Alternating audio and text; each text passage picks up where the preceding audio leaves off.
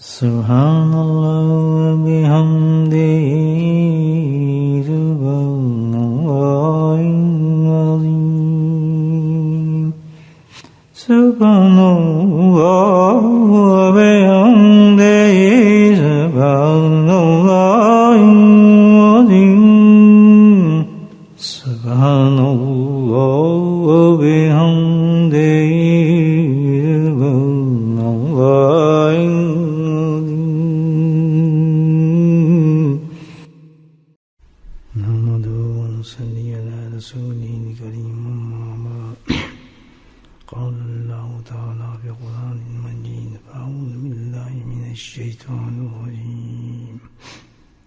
بسم اللہ الرحمن الرحیم ان اللہ وملائکتہ یصلون علی النبی یا ایھا الذین آمنوا صلوا علیہ وسلموا تسلیما اللهم صل على سيدنا ومولانا محمد معدن الجود والكرم اللهم صل على سيدنا ومولانا محمد وآله وصحبه اللهم صل على سيدنا ومولانا محمد وآله وصحبه وبارك وسلم أما بعد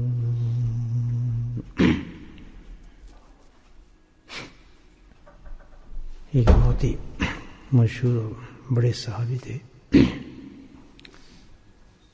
حضرت حنظلہ رضی اللہ تعالیٰ عنہ. ایک دفعہ بارگاہ رسالت میں بڑی پریشانی حالت میں حاضر ہوئے، بڑے متفکر اور بہت پریشان. عرض کی کہ یا رسول اللہ صلی اللہ علیہ وسلم، میری حالت بڑی عجیب ہے اور میں اپنے آپ کو منافق سمجھتا ہوں. اس وقت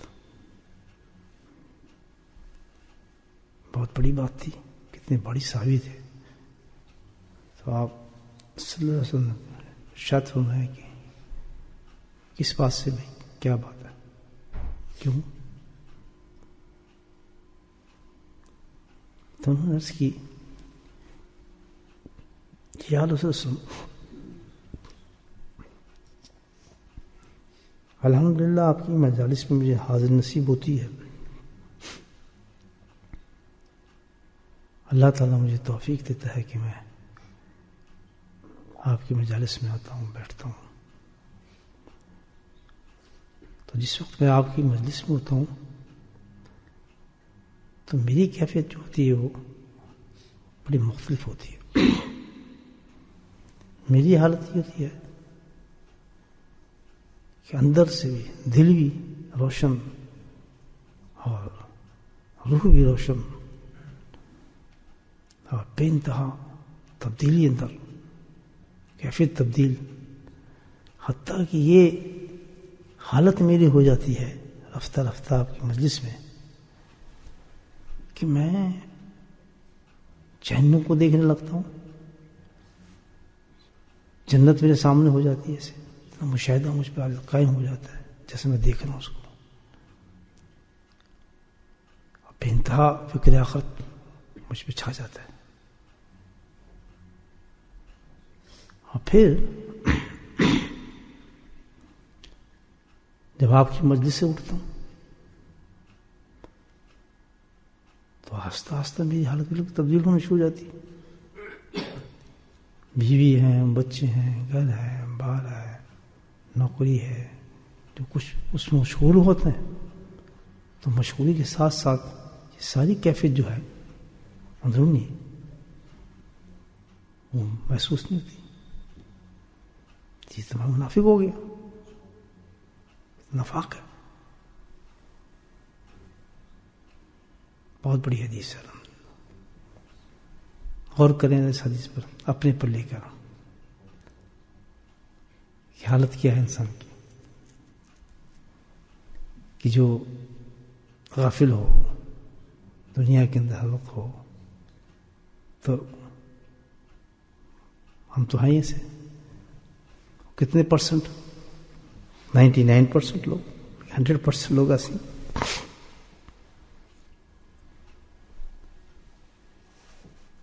آپ صلی اللہ علیہ وسلم نے جواب کیا دیا؟ یہ سننے والی بات ہے. آپ نے جواب دیا, اس کا ترجمہ کیا ہے گاہے گاہے. اس پر محدثین نے بہت بہترین اور خوبصورت بحث کی ہے, مدلل بحث ہے. بعض محدثین دستف گئے کہ پورا تصوف جو ہے اس حدیث کے اندر بیان کیا گیا ہے. پورا تصوف ہے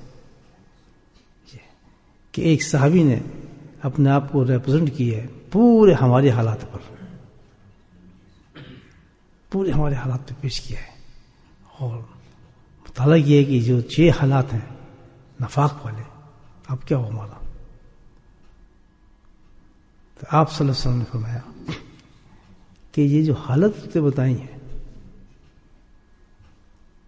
بالکل صحیح ہے, آپ نے کوئی انکار نہیں ہے, بالکل صحیح ہے, ہونی چاہیے یہ حالت آدمی, بالکل ہونی چاہیے. کیوں کہ یہ اللہ تعالیٰ نے تاثیر رکھی ہے دنیا کے اندر, اسی تاثیر کے ساتھ تو دنیا پیدا کی گئی ہے. اور دنیا میں ہے کیا؟ دنیا میں تو اٹریکشن یہی ہے کہ دنیا تو انسان کو غافل کرتی ہے. 4-5 بیٹھ جائیں, 10 منٹ بیٹھ جائیں فضول لوگوں کے ساتھ, آپ پہ اثر آئے گا اس کا. ایسے لوگوں کے ساتھ مجلس کر لیں جو گالی والی بکواس کر رہے ہیں, آپ بیٹھو ان کے ساتھ 10 منٹ, آپ اپنی حالت دیکھ لیں. آپ صلی اللہ علیہ وسلم فرمایا یہ تو بھائی بالکل صحیح بات ہے کہ جس جگہ کی تو بات کر رہا ہے, بیوی بچے گھر بار, وہاں تو ایک ہی جی تو اثر ہوگا, کیفیت تو ہے, کون بچ سکتا ہے. تو پھر اس کیفیت کا جو انہوں نے ریپرزینٹ کر کے جو ٹائٹل دیا ہے وہ بڑا خطرناک ہے. کیا کہا ہے صحابی نے؟ کیا کہا؟ میں کیا ہو گیا ہوں؟ منافق. آپ ذرا سوچیں. تو انہوں نے یہ بیان کیا اس حدیث میں کہ بھائی اس حالت کے اندر انسان ہوتا ہے,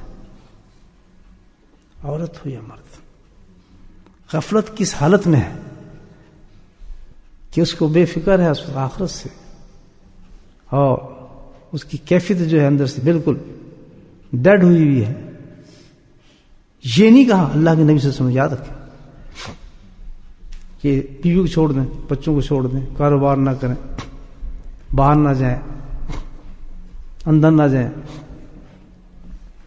یا یہ سب جو باتیں ہیں ان کو ترک کر دیں. نہیں, یہ نہیں فرمایا, کیونکہ یہ تو ہے ہی دنیا. دنیا کو چھوڑنے کا کوئی حکم نہیں بتایا اللہ کے نبی نے, یہ نہیں کہا. اور یہ کہا بھی نہیں, اور اس کو بھی ریکمینڈ کیا, اس سے انکار نہیں کیا آپ نے کہ آدمی واقعی نفاق پہ چلا جاتا ہے, منافقت میں حرکتیں ہو جاتی ہیں. اب ذرا ہم تجزیہ کر لیں اپنے پورے امت کا اس حالات پر کہ سب سوچو کہ یہ بات کی نفاق سے بھری ہوئی تھی, اور اس طرح اگر موت آ جائے آدمی کی, حال خود دیکھنے یہ حدیث ہے. مطمئن بیٹھے ہیں ہر آدمی اس حالت میں, کوئی فکر نہیں, کوئی فکر, بالکل مطمئن ہے. آپ دیکھیں, گھر سے دیکھیں, باہر بھی دیکھیں, رشتے داروں کو دیکھیں, ارد گرد دیکھیں, سب کچھ دیکھیں, بالکل یہی جو نقشہ کھینچا ایک صحابی, پورے ہمارے جو اسکیچ تھا پورا ہماری زندگی کا ظاہر کر کے رکھ دیا کہ دعوے کتنے کرے ہیں مان کے, لیکن صحابی نے کہہ دیا کہ یہ ہے نفاق. موت جب آئے گی تو موت ویسی ہوگی منافقوں کی طرح, کیونکہ زبان سے تو کہے جا رہے ہیں لیکن سارا وجود جو ہے ہمارا غرق ہوا ہے غفلت کے اندر. ساری دنیا کے چھاپ ہمارے اوپر پڑے ہوئے ہیں, اور یہ بھی نہیں کہا کہ اس کو چھوڑ دو, یہ نہیں کہا. اس کا علاج سبحان اللہ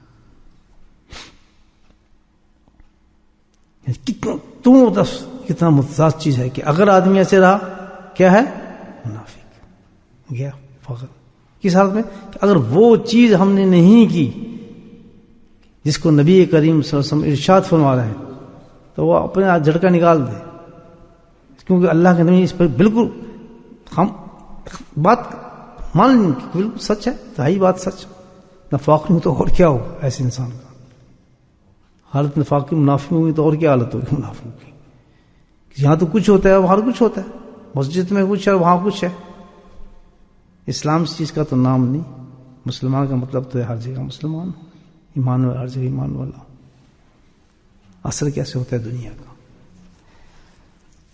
تو اس طرح موت انسان کے لیے بہت بڑے دوست ہو، یہ کتنی اور طلب چیزیں آپ سوچیں، معمولی چیزیں تو نہیں، ان لوگوں کے لیے جو فکر رکھتے ہیں، اور پھر یہ جو ہے حالت دیں گے، فکر بھی نہیں پیدا ہونے دیتی چیزیں، اتنی غفلت چڑھ جائے انسان پر دنیا کی فکر بھی نہیں پیدا ہونے دیتے۔ تو اللہ کے نبی صلی اللہ علیہ وسلم ارشاد فرماتے ہیں اس حالت میں، کہتے ہیں بات بالکل صحیح ہے، ٹھیک ہے، تو کیا فرمایا؟ اس حالت کو بدل لو، سبحان اللہ، علاج دیکھ کیا فضل ہے، اس حالت کو بدل لو، مجھے تم منافق بنے پھر رہے ہو، اگر تجھے بہت ہی خطرہ ہو گیا ہے، نفاق ہے تیرے میں، تو فکر مند ہے، موت سے ڈر رہا ہے، قبر سے ڈر ہے تجھے، تو کھڑا کیا ہے؟ بدل لے اس حالت کو، کون سی دیر لگتی ہے؟ یہ حالت کیسے بدلوں؟ کس طرح بدلی جائے؟ یعنی بدلے جس سے تیری بدلی، سبحان اللہ، کیسے؟ کہ جب تو میری مجلس میں آتا ہے تو کیا ہوتا ہے؟ کہتے بالکل مختلف، کیا کیفیت ہوتی ہے؟ مرتبہ احسان پہ ہوتا ہوں جناب، مشاہدات شروع ہو جاتے ہیں آپ کی مجلس میں، تو پھر کہتے یہی تو علاج ہے، قیامت تک اللہ تعالیٰ نے علاج دیا امت کو کہ ایسی مجلسیں قائم فرمائیں گے، جب لوگ ان مجلس میں جاتے رہیں گے، اٹینڈ کرتے رہیں گے، تو الحمدللہ ان کا نفاق کا علاج ہوتا چلا جائے گا۔ دیکھیں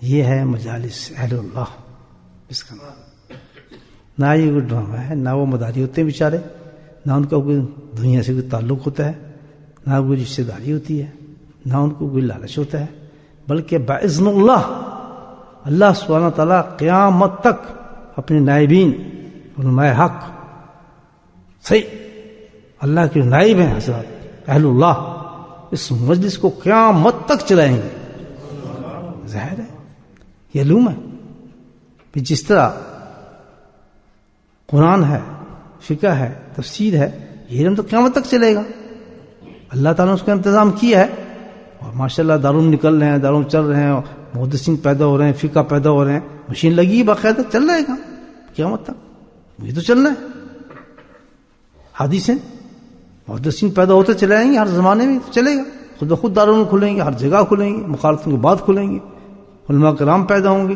پڑھائیں گے، حدیثیں چلتی رہیں گی، قیامت تک چلے گی۔ تو جو اتنا بڑی چیز ہے کہ جس سے آدمی منافق ہو کے مر جاتا ہے، اس کا علاج کیا ہے؟ اس کے علاج کے لیے بھی انتظام کیا گیا ہے، اللہ کے نبی فرماتے ہیں اللہ نے کہ ایسا نہیں، اس کا بھی انتظام کیا ہے، اگر قرآن کا کیا ہے، حدیث کا کیا ہے، تو یہ تو اس سے بھی زیادہ ضروری چیز ہے، یہ تو اس کا مغز ہے، روح ہے، تو اللہ اس کا انتظام نہیں کریں گے، اس کا انتظام وہ ہے کہ جو تو دیکھ رہا ہے، جس طرح تم میری مجلس میں آتا ہے، تو اسی مجلس کو اللہ تعالیٰ قیامت تک جاری رکھیں گے، میں نہیں ہوں گا، آدمی بدل جائیں گے، عبداللہ بن مسعود نہیں ہوں گے قرآن حدیث اور قرآن پڑھانے والے، لیکن علماء بدل جائیں گے، شکلیں بدل جائیں گی، لیکن فیض وہی جاری رہے گا جو وہاں تک تھا۔ یہ اہل اللہ کی جو مجالس ہیں، یہ فیض وہی جاری ہے جو اللہ کے نبی صلی اللہ علیہ وسلم کی مجالس میں ہوتا تھا، جو ملتا تھا، فیض وہی جاری ہے، آج بھی، کل بھی، آنے والے کل تک، قیامت تک، الحمدللہ۔ اگر کوئی انسان اپنے نفاق سے بچنا چاہے گا، کس طرح؟ نفاق سے بچ نہیں سکتا آدمی، اللہ کے نبی نے کہا کہ دنیا ہے ہی ہے، ہر آدمی دنیا میں ہوگا، بال بچوں میں ہوگا، کاروبار میں ہوگا، جو کہ پارٹ آف لائف ہے ہمارا، اس پہ گھن چڑھے گا نفاق، اور اس حالت میں مر جاتا ہے فارغ، وہ کیا جواب دے گا؟ ایک آدمی ہے، کنواں پاس ہے اور پیاسا مر رہا ہے، کچھ کیوں مر رہا؟ پیاسا مر رہا ہوں، جو کنواں تھا پانی کیوں نہیں نکالا وہاں سے؟ نلکا لگا ہوا تو پانی پی لیتا، تو اللہ نہیں پوچھیں گے کہ یا تم مجھے بتاؤ کہ میری جہاں جہاں دنیا گئی ہے وہاں میں نے اپنے اہل اللہ کی مجلسیں قائم کی یا نہیں کی؟ بتا دیں. کل یہاں سوچ سکتا تھا کوئی بیٹھ کے اللہ کا ذکر کریں گے؟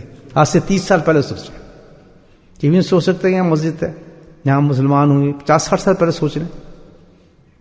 کسی کا گزر ہوا ہو یہاں اس سڑک سے، اس کو کیا پتا ہو پتے لگے ہوں گے، درخت کھڑے ہوں گے، پرندے بیٹھے ہوں گے، وہ سوچ سکتا تھا. لیکن اللہ نے اپنی مخلوق کو یہ آباد کرنا تھا، مسلمانوں کو لے کر آنا تھا، تو جس طرح ان کے دانا پانی ہر چیز کا انتظام کیا، تو اس چیز کا بھی انتظام کیا کہ ان کو نفاق سے بھی بچایا جائے، خالص مسلمان بھی پیدا کیے جائیں. ایسا نہ ہو کہ کچھ نہ ہو. خود بخود اللہ تعالیٰ کہتا ہے جتنی بھی مجالس اہل اللہ ہیں یہ چندے سے نہیں بنتے. کبھی آپ دیکھ رہے ہیں کہ جتنے بھی خانقاہیں یا جہاں اللہ والے بیٹھتے ہیں وہ درختوں میں بیٹھ دیں گے، چٹائیوں میں بیٹھ دیں گے، کبھی چندے سے ان کی نہیں بنتی. وہ کس سے بنتی ہیں؟ اللہ تعالیٰ خود بناتا ہے، خود بناتا ہے، خود بناتا ہے. ہاں تعلق نہیں ہوتا بھائی چندہ دے دو میں، یا کارپیٹ ڈالنا، یا چندہ دے دو میں نے بجلی لگانی، یا یہ وہ دے دو، یا فلاں چیز دے دو. دنیا کے ترازو پر ان مجالس کو انسان توڑنے والے جو ہیں وہ ابو جہل ہے. اس نے بھی یہ کہا تھا نا، نبی پاک کو دنیا کے مقابلے میں توڑ رہا تھا نا، وہ ابو جہل ہے. یاد رکھنا اس چیز کو. جس نے اس معیار پہ کسی اللہ والے کو تولا، دنیا کے معیار پہ اس چیز سے ہم خرید سکتے ہیں، اس باتوں سے ہم یہ کر سکتے ہیں، اس سے ہمارا یہ ہو سکتا ہے. پیسوں پہ جو توڑتے ہیں کسی اللہ والے کو، وہ ابو جہل ہے. کون ہے؟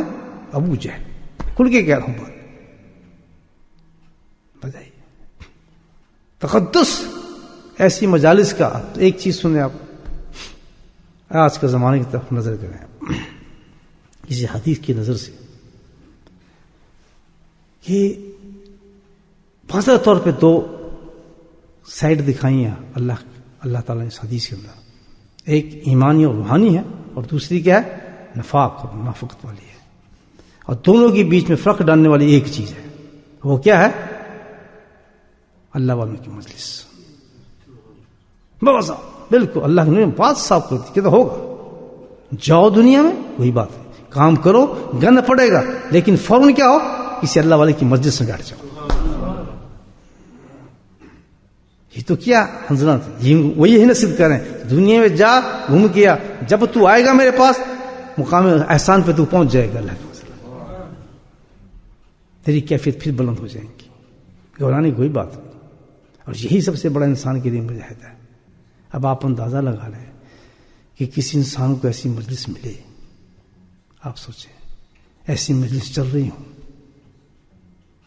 تو اس مجلس کے بارے میں انسان کا کتنا تقدس، کتنا ادب اور کتنا احترام دل کے اندر ہونا چاہیے.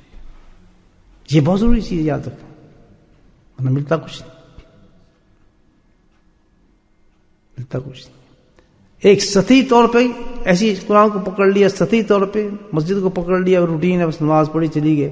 یہ نہیں دیکھا کہ نماز ہے کیا چیز، نماز کی حیثیت کیا ہے. یہ تو معراج کرا دیتی ہے. اس کے تقدس کو، اس کی عظمت کو، اس کی شان کو ہم نے نہیں سوچا. یہ سب جو ہے یہ کیا ہے؟ ایک روٹین ہے. بس نماز پڑھیں، بس یہ کریں، ویسے ذکر کریں، ذکر ہاں بس بڑا بڑا ذکر ہو گیا، ذکر تو کریں.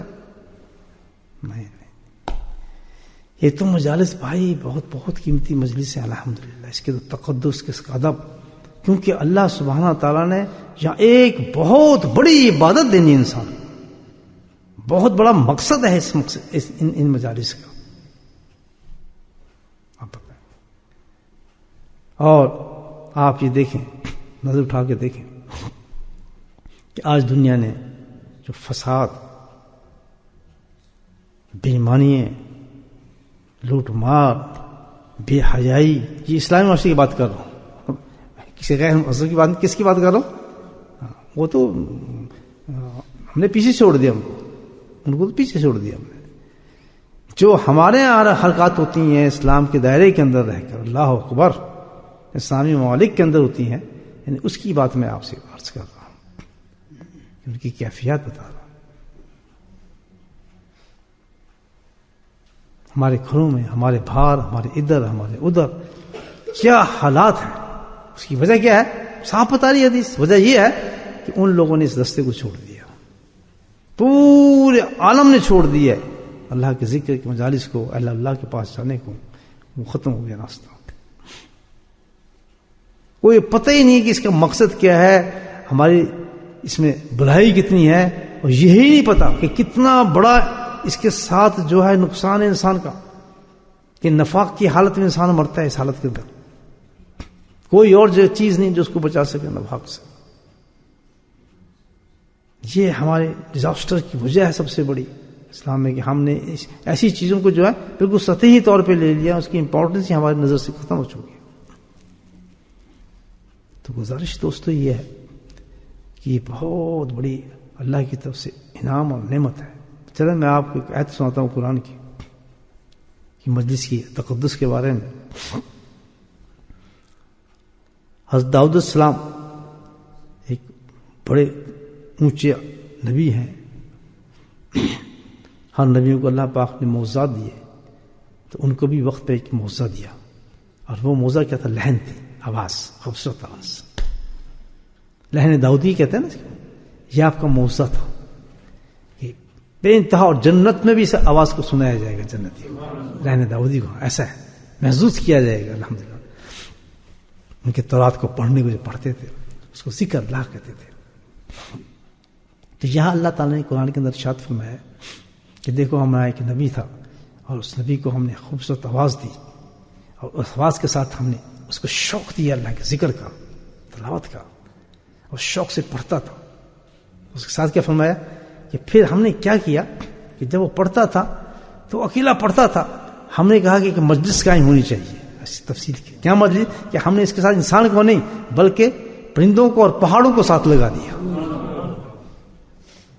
مجلس بنی نا، بہترین خوبصورت آواز دی، اور دینے کے بعد اللہ نے پہاڑوں کو اور پرندوں کو لگا دیا ساتھ کہ تم اس کے ساتھ ذکر کرو. اور جب وہ ذکر کرتے تھے تو پورا پہاڑ اور جتنے بھی پرند تھے وہ سب مل کے ان کے ساتھ ذکر کرتے تھے.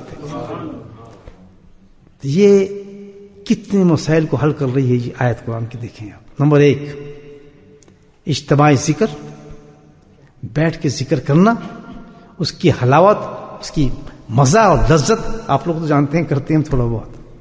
اور اس کے بعد یہ کہ الحمدللہ ٹوٹی پھوٹی آواز بھی نکل جانی کہیں سے جس میں ترنم ہو اور ماشاءاللہ ذوق اور شوق بڑھے جس سے. یہ کیا ہے؟ پھر اللہ نے سب کو کیا ہے کہ نا فکرہ کیا کہا ہے وہ دیکھیں آپ، کہ ہم نے داؤد کو کیا دیا؟ آواز دی، پڑھنا دیا، مجلس دی، اور مجلس میں ان کے ساتھ ذکر کرنے والے دیے. ہم نے یہ احسان کیا. یہ قرآن پڑھنا ہم نے کیا کیا؟ یہ احسان ہے ہمارا، کہ اتنی بڑی ایسی مجلس کا مل جانا ہمارا احسان ہے کہ ہم الحمدللہ ایک چیز دے رہے ہیں. اب بتائیں کتنی بڑی چیز ہوگی انسان کو.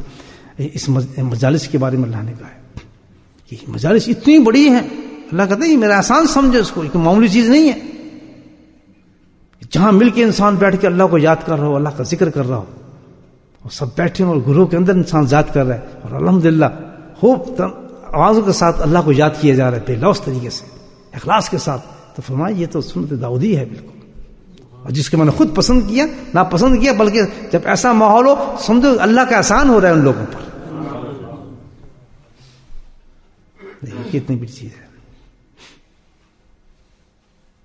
یہ ہے. یعنی اب یہ ہے ہم جو بیٹھے ہیں بندر سارے، ہم ذرا کچھ سوچیں اس بارے میں، سوچنا چاہیے. یہ اتنی ناپید چیز ہے کہ اللہ تعالیٰ کہہ رہا ہے کہ مل جانا بہت بڑا احسان ہے. تو میرے دوستوں، میرا اور آپ لوگوں کا بیٹھ جانا جو نا، یہ کسی پہ احسان نہیں ہے. یاد رکھ لیں، کسی پہ احسان نہیں ہے. اس کے اندر سستی کرنے والا آدمی، اس مجلس کو چھوڑنے والا آدمی، اور اس مجلس کو اٹینڈ نہ کرنے والا آدمی بدترین بدقسمت انسان سمجھو اس کو. یاد رکھ، اتنے تقدس اور ادب سے ایسی مجالس کو اٹینڈ کرنا چاہیے جس کو اللہ تعالیٰ نے اتنی بڑی عزت احترام دیا ہے. اور نہ صرف یہ، ہماری ایمان کی حفاظت بھی اس میں ہے، نفاق سے حفاظت بھی اس میں ہے، آخرت بھی ہماری اس کے اندر چھپی ہے ساری، اس مجلس کے اندر کہیں نہیں. اور یہ حدیث بتا رہی ہے، حضرت کا اور کوئی جگہ نہیں ہے. اگر صحیح ہونا تو بدل لے حالت. کیسے بدلوں کہ جیسے بدلی تھی تو نے. اللہ تعالیٰ کیا اپنی حالتوں کو ہم بدلنا چاہتے ہیں تو اللہ کی جو مجلس ہیں وہی قائم, اس مجلس میں انسان جائے اور اپنے آپ کو بدلے اس طرح کے ساتھ. اور جب ہمارا کام کیا ہے کہ یہ ہم اپنے گریبانوں میں منہ ڈال کے دیکھیں کہ چھوٹی چھوٹی باتوں سے مجلس کو نہ ضائع کریں. مجھے تو کوئی فائدہ نہیں 3 ہو 4 ہو 5 ہو, لیکن تھوڑی چھوٹی باتوں سے بہانے بنا کے مجلس میں نہ آنا اور مجلس میں آ کے بے ادبیاں کرنا وہ ہم کرتے. اللہ تعالیٰ کو یاد رکھیں بے انتہا ناگوار چیزیں, اور اسی وقت نہیں پکڑتا. اللہ کی پکڑ بہت سخت ہے, میں آپ کو بتا رہا ہوں. اور خاص طور پر اس چیز میں جو اللہ تعالیٰ کو محبوبین ہے, جو محبت رکھنے والی چیزیں, جو محبت رکھنے والی چیزیں, اس میں تو اللہ تعالیٰ ذرہ برابر بھی برداشت نہیں کرتا, چھوڑتا نہیں پھر ایسے انسانوں. جب اس مجلس میں آیا کریں تو با ادب ہو کر آئیں. نمبر 1 پہلا چیز کیا ہے کہ مجلس کو ترک کرنے کا سوچے ہی نہ کیا, اور پرسنلی سوچے کہ اللہ سبحانہ تعالیٰ نے یہ جو مجلس قائم کی ہے, جو بتایا ہے, یقیناً اللہ تعالیٰ کا یہ مجھ پہ فضل ہو رہا ہے, مجھ سے بڑا منافق تھا ہی کوئی نہیں. جب تک ہم اپنے اندر اپنے آپ نہیں تلاش کریں گے, یاد رکھو آپ اولیاء اللہ ولی اللہ بننے کے لیے نہیں جا رہے کہ ہم تو اولیاء اللہ چلو وہاں ہمارے درجے بلند ہوں گے. ذرا خوف اور ڈر پیدا کرو کہ ہم کس لیے جا رہے ہیں. ہم منافق تھے اور ایمان لینے جا رہے ہیں. صحابہ کرام, حدیث ہے, صحابہ کرام کا انداز کیا ہوتا تھا, جانے صحابہ کے آؤ مجلس کرتے ہیں, ایک صحابہ دوسرے کو پکڑتا تھا, تیسرے کو پکڑتا تھا, اور بیٹھ کے کہتے تھے کہ آؤ ہم اپنے ایمان کو تازہ کریں, ایمان مومن ہو جائیں. کتنی بڑی حدیث ہے. لیکن شکایت کی نبی کے پاس, آپ نے پھر ریکمینڈ کیا کہ جو عمر یہ بات کر رہا ہے بالکل سچ بات کی ہے, اس نے بالکل سچ کی ہے کہ جو مجلس قائم کر لیتا ہے آدمی, اور مجلس میں قائم کرنے کے بعد الحمدللہ وہ ذکر شروع کر دیتا ہے, اللہ کو یاد کرتا ہے, تو مجلس ہے ہی رنگ رکھتی کہ اس کی نفاق کو ختم کر دیتی. آج اس زمانے کے اندر کوئی مجلس مل جائے الحمدللہ, یہ تو پتہ نہیں اللہ کا فضل ہے کہ کیسے ان مسجدوں میں ہو رہی ہیں. میں تو خود بعض دفعہ ڈر جاتا ہوں کہ اللہ یہ کتنا کرم ہو گیا کہ جب انسان ایسی چیزیں پڑھتا ہے اور ان حالتوں کو دیکھتا ہے تو خوف سے انسان ڈر جاتا ہے. قسم خدا کی اس حالت کے اندر, اس زمانے کے اندر جو بدی کا زمانہ ہے, بدترین زمانہ ہے, اس میں اللہ تیرا کیسا فضل جاری ہوا ہے کہ تو نے ایسی مجلسوں کو قائم کر دی ہے. انسان پیدا ہو گئے جو کرنے والے, اور اتنے بیوقوف لوگ ہیں, اتنے اندھے ہو گئے, کیا کرتے رہتے ہیں یہاں, کیا چاہتا ہے, کیوں جاتا ہے, کس لیے کرتا ہے, پاگل ہو گیا, یہ کر رہے ہیں. ان کو پتہ ہی نہیں کہ ان پہ کتنے بڑے بڑے عذاب نازل ہوں گے ان باتوں سے جو یہ حرکتیں کرتے ہیں ایسی مجلس کے بارے میں. اور آپ لوگ جو اس مجلس میں آتے ہیں یہ خیال رکھنا کہ یہ حرکتیں نہیں ہونی چاہیے. اٹھیں, پیشاب کرنے جا رہے ہیں, وہ کھانا کرنے جا رہے ہیں, اور تھوڑی دیر کے بعد آ رہے ہیں. اور یہ بھی دیکھا ہے مجلس میں بیٹھے اور اپنی مرضی سے اٹھ جاتے ہیں, بس ختم, ہم نے بس کلمے پڑھ لی چلے گئے. وہ کہتے ہیں ہمارا آنکھوں, میں تعجب کرتا ہوں کہ جب کوڑ کو پکڑ کے جہاں باہر نکلنا ہوتا ہے, یا اللہ یہ کیسے انسان ہے, اتنا متکبر آدمی, یہ اٹھ کے جا رہا ہے, مجلس ہو کے جا رہا ہے, سینسیبل آدمی, کیا سمجھ رہا ہوگا اپنے آپ. یعنی جیسے آپ مجلس چل رہی ہے, ہم ذکر کر رہے ہیں, تو وہ بیچ میں سے بس اٹھائے گا کوٹ, چل پڑے گا, بس ہوگی وہ کل, بس جو سن لیا, بس آگے تو ویسی دعا ہوگی, آگے کیا مراقبہ ہوگا, ایسا ہمیں بات کرنی ہوگی, بس وہ تو صحیح ہے. بات سے ہمیں باتوں سے کیا تعلق ہے, ہم تو معلوم ہے یہ ساری باتیں اللہ کی طرف سے. آپ 10 منٹ کے لیے پخانا پیشاب کرنے کا وقت یہ ہے, مجھے بتائیں, یہ آدھا پونا گھنٹہ آپ کنٹرول نہیں کر سکتے اس چیز کو مکمل. ہاں وہ بہت سخت بیمار ہے یا کوئی ایسی حالت ہے اس کی, شوگر کا مریض ہے, اللہ نہ کرے, یا بہت ہی بری حالت کے اندر ہے, تو ایک ایکسکیوز ہے. ایک عام آدمی جو آرام سے آدمی رہ سکتا ہے, پیشاب پخانے میں یہ نکلتے ہیں لوگ. میں حیران دیکھتا ہوں انسان کو, تعجب ہوتا ہے مجھے کہ ابھی ہمارا بیان چل رہا ہوتا ہے تھوڑے, اور ذکر دیکھا تو وضو کر کے آلہ ہوتے ہیں, آدھا گھنٹہ گزر چکا ہوتا ہے ہماری مجلس کو, اور جبکہ یہ وہ نورانی. اور اس مجلس کے بارے میں آپ کہ اللہ والے کیا کہتے ہیں مجلس اہل ذکر کو, جہاں اللہ ہوتا ہے, وہ اللہ کی برکتیں, رحمتیں, فضل, گناہوں کی معافی, اور نہ جانے کیا کیا بارش برس رہی ہوتی ہے. اب وہ نائریک آدمی کسی دنیا کی وجہ سے، بیوی کی وجہ سے، بچے اس کو یہ کروں گا فلاں کروں گا، وہ اپنے کوٹ کو پکڑتا ہے نکلتا ہے.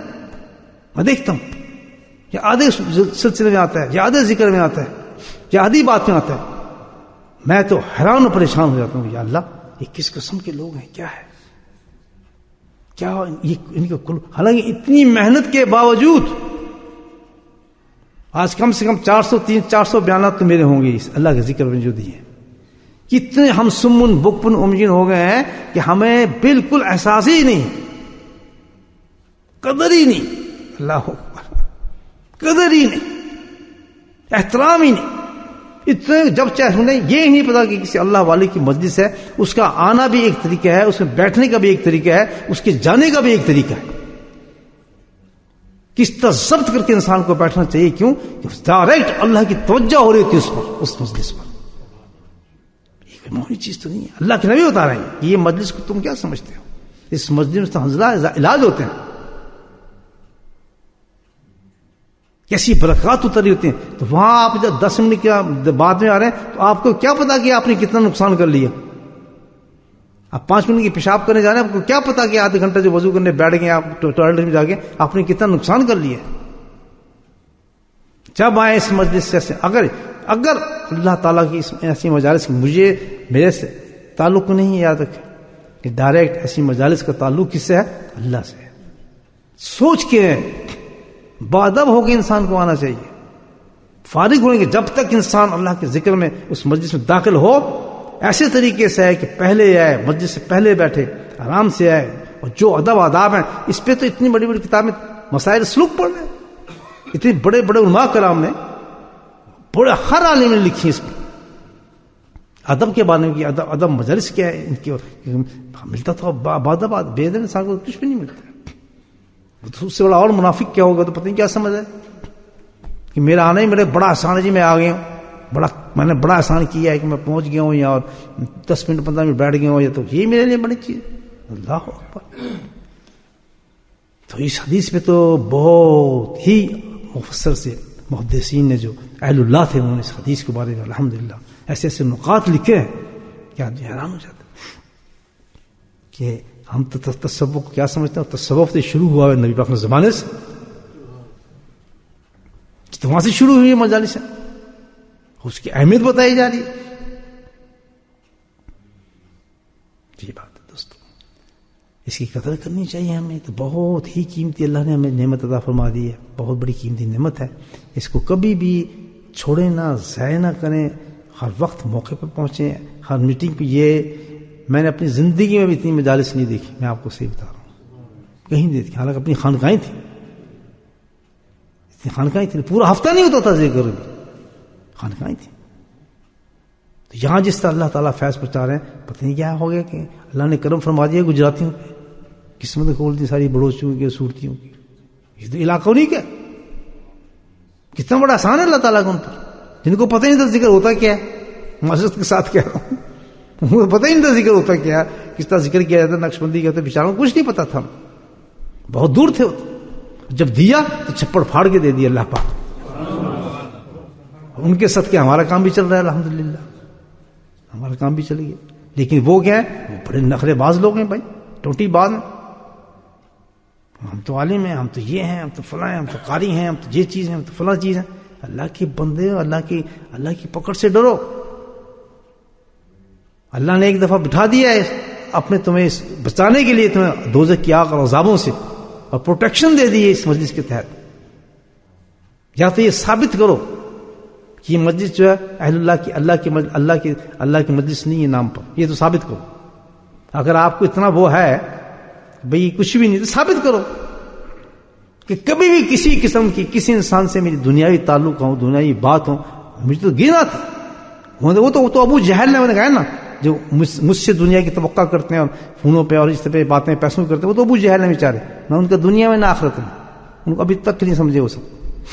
پتہ نہیں اللہ کو توفیق بھی دے گا توبہ کی یا نہیں، آئی ڈونٹ نو. لیکن میں پنگ دہول کہہ رہا ہوں آپ سے اس بات کو، مجھے آپ ثابت کر دیں کہ بھئی میرا کسی سے بھی ایسا پرسنل تعلق ہو، میں کسی بات یہی ملاقات ہوتی ہے، اور ہوتی کیا ہے اللہ تعالیٰ سبحان. کہاں کیا آتا ہے جس کو اللہ نے کہا ہے جنت. اگلے پھر صبح ملاقات کہاں ہوگی؟ بولو اونچا، پھر کہاں ہوگی؟ ایسی بھی کوئی دوستی ہو سکتی کہ جو ہمیشہ جنت میں ملے؟ اسی مجلس کو تم کہتے ہو یار ہاں ٹھیک ہے میں مانتا ہوں بھائی پیر بڑے ڈھکڑوں سے باز ہوتے ہیں، پیر بڑے چکر دیتے ہیں، پیر فلاں دیتے ہیں، تو میرا چکر ظاہر کر دو یار تاکہ میں پیچھے ہٹوں گا. ٹھیک ہے میں اپنا ویل ڈن کرتا ہوں، صحیح میں پیچھے ہٹ گیا، یار ثابت کرو. جب ثابت نہیں کرتے تو پھر میرے پیچھے لگے ہو تو پھر اصل کام کرو، نہ کام کرنا ہو نہ ثابت کرنا. اندازہ لگا، یہ تو بہت عجیب بات ہے. تو ان آداب کو سمجھیں، اس ذکر کی اہمیت لیں، چھوٹی چھوٹی باتوں پہ نہ چھوڑیں. یہ صبح شام کا مراقبہ خواب بن جائے گا، اور جب قبر آئے گی الحمدللہ آپ کو پتہ لگ جائے گا کہ قبر کے اندر جنہوں نے کمایا وہ کما کے لے گئے، اور جنہوں نے ضائع کیا وہ ضائع کر کے رکھ دیا. ایک بات پکی ہے تو یہ ثابت ہوگی اس حدیث سے کہ جو اہل اللہ کے ذکر کی مجالس میں نہیں جاتے ہیں ان میں نفاق اور منافقت ہے. ایک اتنا بڑا صحابی کہہ رہا ہے میں منافق ہو گیا، اللہ صبح شام دیدار مصطفیٰ کرنے والا شخص، اس پہ اثرات ہو رہے ہیں دنیا کے، اس پہ اثرات کیا ہو رہے ہیں دنیا کے. تو میرے اور آپ کیا حیثیت ہے مجھے بتائیں آپ. ہمارے تو اندر ایک دم جاتی ہوئی دنیا، پھٹ جاتی ہوئی دنیا اندر جا کے، کوئی پروٹیکشن نہیں. اتنے بڑے صحابی کی مثال اللہ کے نبی نے دی کہ اس کا یہ حال ہے. وہ بیوقوفو جب زمانہ ہوئے گا تباہی کا بربادی کا تو تمہاری کیا حال ہوگی، تم کس حال میں مرو گے، تمہارا کیا حساب ہوگا تمہارا. میرے بھائیو یہ بہت بڑی اللہ کا شکر ہے اور نعمت ہے کہ اللہ کے ذکر میں ہمیں بیٹھنے کی توفیق ملتی ہے، بیٹھ جاتے ہیں ذکر کرتے ہیں، اور اس کو بہت سیریس اور ادب سے سمجھیں، اس کو معمولی نہ سمجھیں، اس میں بے ادبی نہ کیا کریں. مجلس میں وقت پہ آئیں، وقت سے پہلے آئیں، بادب ہوں بادب جائیں، اور مجلس سے بالکل بہت انتہا مجبوری ہو بھائی نکلنے ہی والا ہے پیشاب، گھر سے بالکل پیشاب پخانے سب چیز سے فارغ، کھانے پینے سے کوئی جو ہے 2 گھنٹے انشاءاللہ ہلنا نہیں وہاں سے. بس 3 کام کرنے جو صحابی کیا کرتے تھے الحمدللہ.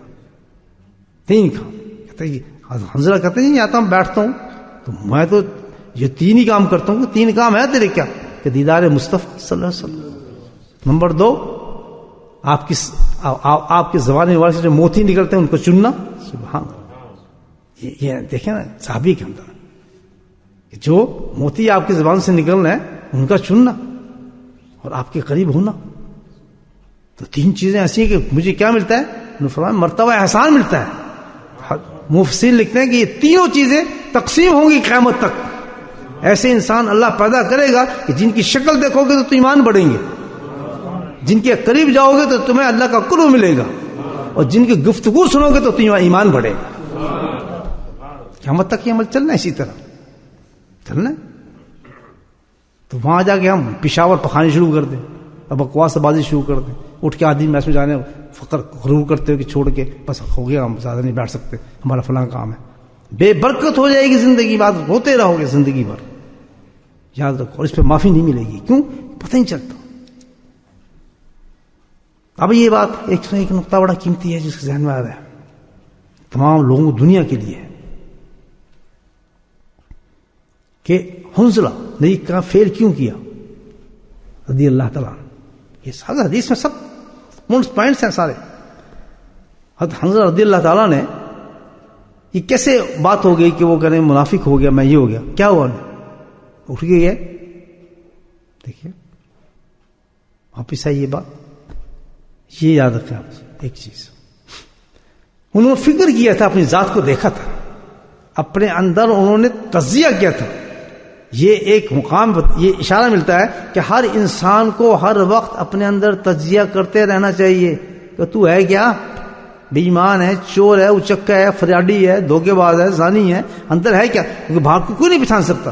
خود اپنے آپ سے جواب سوال کرتا رہے، اور جب کیفیت ایسی دیکھے کہ میں تو گیا، پھر بھاگے اس طرف کہ بھائی تباہ ہو گیا. ان پروٹیکشن کے لیے وہ انسان کبھی اس وقت تک پروٹیکشن نہیں لے سکتا جب تک کہ اس کے اندر خود احساس نہ پیدا ہوگا. یاد رکھیں، آپ میں سے بہت سے انسان کے بلکہ سارے وہ ہوں گے الحمدللہ جن کے اندر اللہ نے یہ چیز پیدا کی ہوگی کہ یار صحیح ہونا چاہیے. اس جذبے کے ساتھ اب جب آپ نے پروٹیکشن کو سوچا اپنا کہ مجھے کرنا چاہیے، یار میں گناہ گار ہوں. حالانکہ اب تو خیر باتیں سنتے ہیں، آپ بڑے درجے پہ ہو گئے، آپ کا آنے جیسے پہلی دفعہ آئے تو بہت تکبر مغرور تھا جی بس ذکر سیکھنا ہے، یہ کرنا ہے. لیکن اب تو ماشاءاللہ بندے کے پتر بنے ہوئے آپ. کافی سمجھ گئے کہ بھائی یہ تصور ہوتی کیا چیز، منزل ہماری کیا چیز ہے، تو نکل گئے غرور تکبر سارے. اب یہ ہے کہ باہر کے جو لوگ ہیں دنیا میں، یہ تو نہیں نا ایک گروپ ذکر کرنے والوں کا جو دنیا کے اندر ہے، خانقاہیں چل رہی ہیں، یہی دنیا ساری، اربوں اربوں مسلمان ہیں، سب اربوں اربوں مسلمان ہیں. وجہ کیا ہوگی؟ ہمارے کیا خامی پیدا ہو گئی ہے؟ سب سے بڑی خامی کیا ہے؟ اس خامی کو سمجھیں کہ ہم نے اپنے اندر سوچنا بند کر دیا کہ ہم خراب آدمی ہیں. ذرا اللہ تعالیٰ ایک اونچائی دیتا ہے انسان کو، تھوڑی اونچائی دے دے، بڑائی دے دے، وہ سوچنا بھول جاتا ہے کہ میں خراب آدمی ہوں. یاد رکھیں، ہمیشہ ایک عادت ڈالیں اپنے اندر کہ اللہ کسی مقام پر بھی لے جائے. یہ کون سوچ رہا ہے؟ مقام احسان کان پانے والا ایک صحابی ہے کہ جو کہتا ہے میں آنکھوں سے مشاہدے سے دیکھتا ہوں جنت اور دوزخ کو. وہ کیا انسان ہوگا؟ اللہ تعالیٰ آپ سب کو اس مقام پہ پہنچائے. اور راستہ پہنچنے کا کون سا ہے؟ وہی جو جس راستے سے صحابی پہنچا تھا، صحبت شیخ، زیارت شیخ اور گفتگو شیخ. تین چیزیں سے جس سے وہ صحابی کس میں پہنچا تھا؟ مرتبہ احسان میں. اور قیامت تک الحمدللہ اسی مجالس سے لوگ مرتبہ احسان پہ پہنچیں گے اور ان کو ایسی مشاہدات ہوں گے، ان پہ یہی حال طاری ہوں گے. ایسے مذہب بند نہیں. آپ کو انہی مجلس میں لوگ نظر آئیں گے جن کے نیتیں صحیح ہوں گی، جن میں اخلاص ہوگا اور ادب ہوگا. ادب سب سے بڑی چیز ہے. پتہ ہوگا کہ یہ بہت بڑی اللہ نے مجھ پہ نعمت کی ہے.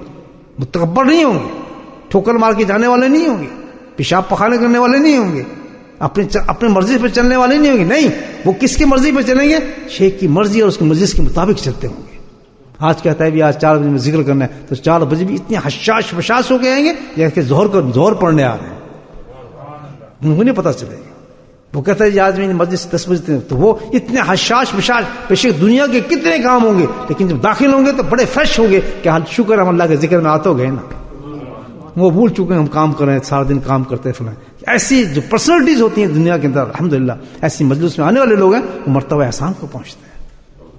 تو جگہ تو یہی ہے. جیسے ایک گاڑی جا رہی ہے لندن جا رہی ہے، بیٹھے آپ اس گاڑی میں بیٹھے تو لندن تو پہنچیں گے نہیں پہنچیں گے، یہ لندن جا رہی ہے. تو جس گاڑی میں آپ بیٹھ چکے ہیں تو ہے جنت کی گاڑی، جنت میں جائیں گے. یہ دوسری گاڑی تو ہے ہی، مرتبہ احسان ملے گا. اب جو کمیاں آ رہی ہیں وہ کس میں ہے؟ خود ہمارے میں ہے. ہم میں ادب نہیں ہے، بے ادبی ہے، قدر نہیں ہے، عزت نہیں ہے. اس ہم سمجھ نہیں رہے اس کی چیز کیا ہے. ہمارا تکبر بھرا ہوا ہے. اس کے لیے سب سے بہترین علاج ہے کہ کسی منزل پہ صحابی سوچ رہا ہے باہر نکلنے کے بعد اپنے سٹیٹس کو، تو میں اور آپ کیا ہے؟ 4 ذکر ہم بھول جاتے ہیں. ہر وقت اپنے اندر نظر کریں کہ میں کتنا بڑا منافق ہوں. ابھی تو میں ایسے کر رہا تھا، ابھی میری حالت ایسی تھی، اب ایسے ہوگی. آج میرا دل کیوں نہیں کر رہا مجلس میں جانے کے لیے؟ اتنی بڑی نعمت کو ٹھکرا کر سے رہا ہوں. وجہ کیا ہے کہ سب اندر کی چیزیں ہیں. فوراً تھا کہ یہ کوئی نفاق آ گیا میرے، بھاگو بھائی بھاگو، یہ تم نفاق ہے، اس کے لیے تو کچھ علاج کرو. صحابی کی طرح نے ایک ٹرینڈ، ایک پیٹرن بتایا ہمیں. یہ زندگی کیا ہے؟ کیونکہ آخرت بہت جو ہے وہ ڈیلیکیٹ چیز ہے، نازک چیز ہے. سمپلی یہ نہیں وہ ذکر پہ آگے ذکر کر رہے ہیں بس ہم فارغ ہو گئے. بالکل نہیں. ہر وقت اپنا تجزیہ انسان اندر کرتا رہے، اپنے حالات شیخ کو بتاتا رہے. ایک سیکنڈ میں انسان کو متکبر کر دیتا ہے آدمی شیطان. لیکن راستہ یہی ہے دوستوں کامیابی کا. بتاتا ہوں جس راستے پہ آپ بیٹھے ہیں نا، راستہ یہی ہے. میں بتاتا ہوں آج کل پہنچے گا ہر آدمی اسی راستے سے. اس بس اللہ تعالیٰ ہمیں راستے پہ ڈال دیا ہے. اللہ تعالیٰ سے دعا کریں اللہ پاک اس راستے پہ سلامتی کے ساتھ ہمیں اس راستے سے تمام وہ چیزیں عطا فرمائے اللہ تعالیٰ کہ جو اس راستے میں اللہ پاک نے رکھی ہے.